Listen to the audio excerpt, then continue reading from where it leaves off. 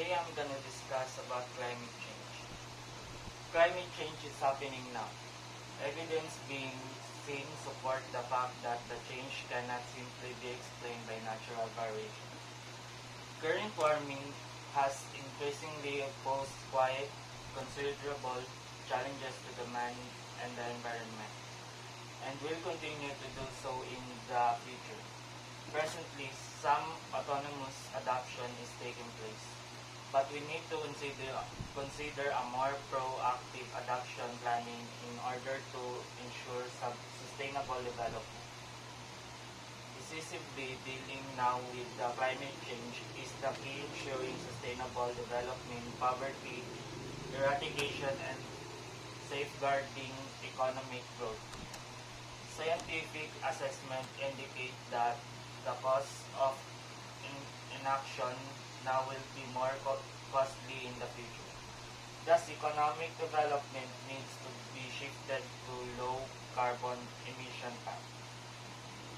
In 1992, the United Nations Framework Convention on Climate Change, or UNFCCC, was adopted as the basis for a global response to the problem.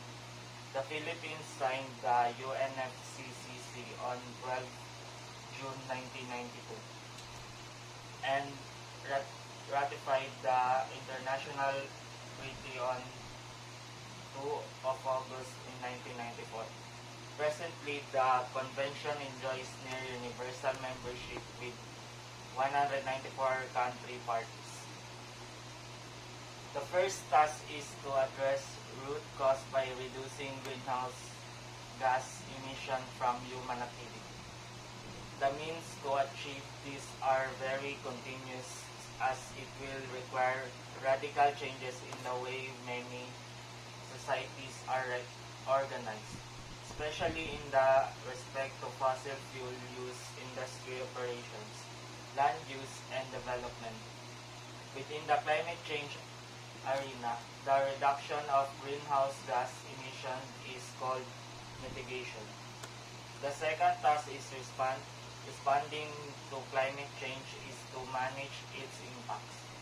Future impacts on the environment and society are now inevitable owing to the amount of greenhouse gases already in the atmosphere from past decades of industrial and other human activities, and the added amounts from continued emission over the next few decades until such time as mitigation policies and action becomes effective.